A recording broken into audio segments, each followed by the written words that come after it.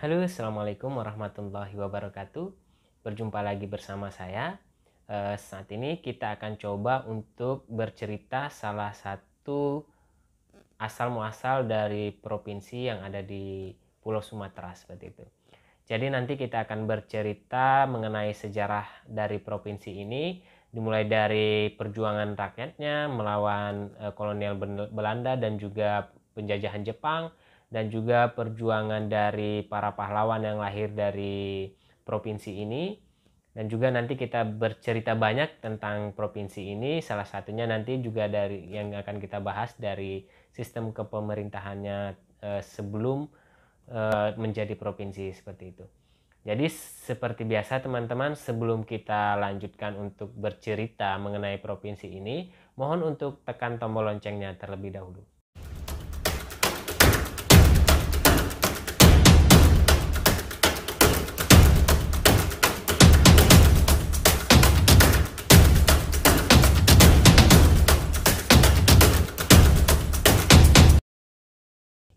Provinsi Jambi dibentuk tanggal 2 Juli 1958 bersamaan dengan pembentukan Provinsi Sumatera Barat dan Provinsi Riau. Sebelumnya Jambi merupakan salah satu daerah keresidenan di wilayah Provinsi Sumatera Tengah. Sementara di awal kemerdekaan hanya ada satu provinsi di Sumatera, yaitu Provinsi Sumatera. Dan Jambi adalah salah satu keresidenan di provinsi yang sangat luas itu. Pada akhir abad ke-19, di wilayah Jambi terdapat kerajaan atau Kesultanan Jambi. Tahun 1855, Kesultanan Jambi diperintah oleh Sultan Taha Saifuddin. Pada saat Belanda mulai menduduki Kesultanan Jambi, tepatnya tahun 1858, Sultan Taha menyingkir dari keraton dan melakukan perang gerilya. Dia gugur dalam perang melawan penjajah tahun 1904. Sultan Taha merupakan pahlawan nasional asal Jambi, dilahirkan pada pertengahan tahun 1816 di Keraton Tanah Pilih Jambi. Beliau adalah sultan terakhir dari Kesultanan Jambi. Ia merupakan putra dari Sultan Muhammad Fakhrudin dengan gelar Sultan Keramat. Nama asli Sultan Taha adalah Sultan Raden Toha Jayaningrat. Ketika kecil, ia biasa dipanggil Raden Taha Ningrat dengan bersikap sebagai seorang bangsawan yang rendah hati dan suka bergaul dengan rakyat biasa. Meskipun ia terlahir dari kalangan bangsawan, ia memiliki sikap yang rendah hati, senang bergaul dengan masyarakat dan sangat membenci Belanda. Aktivitas melawan Belanda makin gencar sejak ia naik tahta menjadi Raja Jambi pada tahun 1855. Usahanya melawan Belanda dilakukan dengan menggalang kekuatan masyarakat dan bekerja sama dengan Raja Sisingamangaraja untuk meruntuhkan kekuasaan Sultan Taha Saifuddin Jambi. Belanda melakukan politik adu domba dengan mengangkat salah seorang putra sultan yang masih berusia 3 tahun menjadi putra mahkota. Untuk mendampingi putra mahkota yang masih muda itu diangkat 2 orang wali yang memihak kepada Belanda. Namun usaha untuk mengadu domba itu tidak berhasil karena kerabat istana dan rakyat tetap bersikap melawan Belanda. Hanya ada satu jalan bagi Belanda untuk menghadapi Sultan, yaitu dengan berperang secara kesatria. Untuk itu, Belanda mendatangkan pasukan dari Magelang lewat Semarang dan Palembang. Untuk menumpas perlawanan dari suatu daerah, Belanda selalu mendatangkan pasukan dari daerah lain, mengingat serdadu yang berkebangsaan Belanda sangat sedikit. Cara itu terbukti efektif untuk menindas perlawanan rakyat di berbagai wilayah Indonesia. Pada tanggal 13 Juli 1901, pasukan Belanda yang datang mendapatkan perlawanan sengit di Sarolangun. Namun pasukan Belanda terus mengadakan pengejaran sampai ke pedalaman. Mereka dapat menawarkan pasukan dan mengikut Sultan Taha tetapi tidak berhasil menemukan pemimpinnya. Dengan berbagai tipu muslihat, Belanda dapat menemukan tempat pertahanan para pejuang. Markas Sultan di Sungai Aro diserbu Belanda pada tahun 1904. Sultan lewat perjuangan sengit dapat meloloskan diri, tetapi Jonang buncit dan Berakim Panjang, 2 orang panglimanya gugur. Belanda tidak mengendorkan tekanannya pada Sultan dan pasukannya. Namun demikian, Sultan Taha Saifuddin tidak pernah tertangkap oleh pasukan musuh.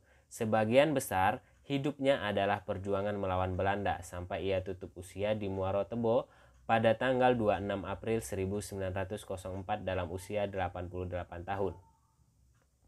Kesimpulan salah seorang ahli militer mengatakan bahwa bila pasukan gerilya dapat bertahan lebih dari 5 tahun berarti mereka didukung oleh rakyat. Sultan Taha mampu bertahan hampir 50 tahun menghadapi Belanda, meskipun pada akhir hidupnya perlawanannya tidak efektif lagi. Hal itu terjadi karena dukungan seluruh rakyat dan kerabat kerajaan yang bersatu melawan penjajah. Namun, dukungan dan semangat persatuan saja belum cukup untuk menjaga kemerdekaannya. Itu tanpa peralatan tempur yang memadai. Peralatan tempur itu yang tidak dimiliki oleh Sultan Taha. Ia dan pengikutnya telah bergerilya melawan penjajah dengan persenjataan yang minim dan sederhana. Namun, semangat kecintaan terhadap bangsa dan kebencian akan penjajahan membuat kekuatannya mampu bertahan selama hampir 50 tahun. Di tanah Jambi, Sultan Taha tak pernah mati. Namanya diabadikan sebagai nama bandara untuk saat ini di Provinsi Jambi. Setelah gugurnya Sultan Taha, Belanda menguasai wilayah Jambi sepenuhnya. Tahun 1906, Belanda mulai membentuk administrasi pemerintahan di Jambi. Hal itu berarti bahwa Jambi yang sebelumnya ditangani oleh Keresidenan Palembang menjadi keresidenan sendiri. Sebagai residen yang pertama adalah Helfrich. Sebelumnya dia menjabat sebagai asisten residen Palembang. Susunan pemerintahan Jambi pada zaman Belanda masih memperhatikan susunan adat seperti di zaman Kesultanan, namun disertai dengan beberapa penyesuaian. Disesuaikan dengan politik jajahannya. Singkatnya, pemerintahan Jambi di era penjajahan Belanda berturut-turut dari level teratas sampai terbawah. Berikut struktur. Yang pertama itu adalah yang paling tinggi residen, dan di bawahnya ada kontrolir. Di bawahnya lagi ada demang, kemudian asisten.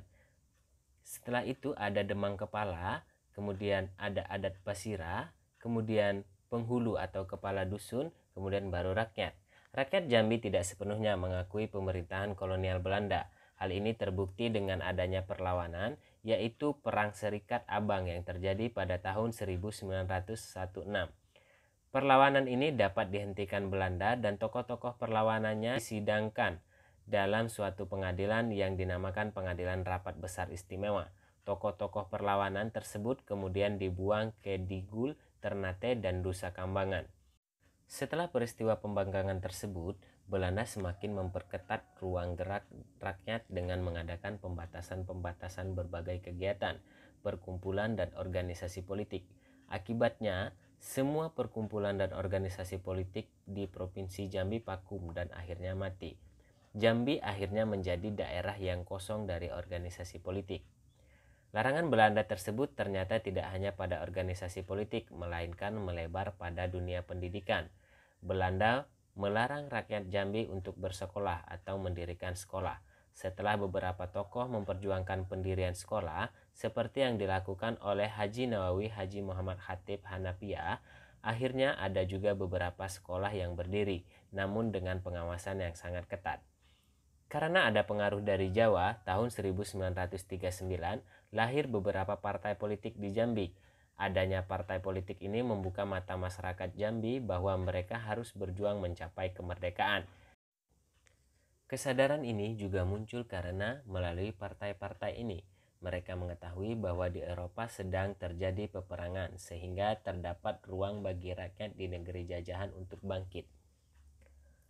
Harapan untuk merdeka dan hidup sejahtera semakin besar ketika Jepang mendarat di Jambi. Rakyat tertipu dengan propaganda sang saudara tua yang mengatakan bahwa mereka akan memberi kemakmuran, namun janji Jepang tersebut ternyata tidak dilakukannya. Alih-alih mensejahterakan rakyat Jambi, Jepang menerapkan pemerintahan yang kejam. Bahan pangan yang dimiliki rakyat dirampas, dan sebagian rakyat dijadikan romusa.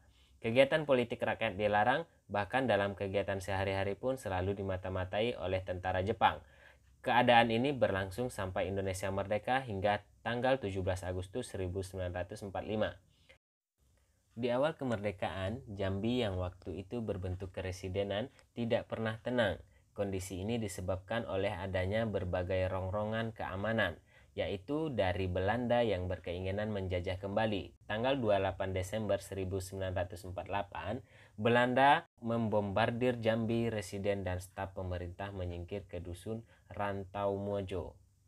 Sementara itu, para pejuang melakukan perlawanan sengit terhadap Belanda. Dalam peperangan itu banyak pejuang Jambi yang gugur dan ditawan. Peperangan itu berakhir dengan dicapainya kesepakatan dalam Konferensi Meja Bundar atau KMB.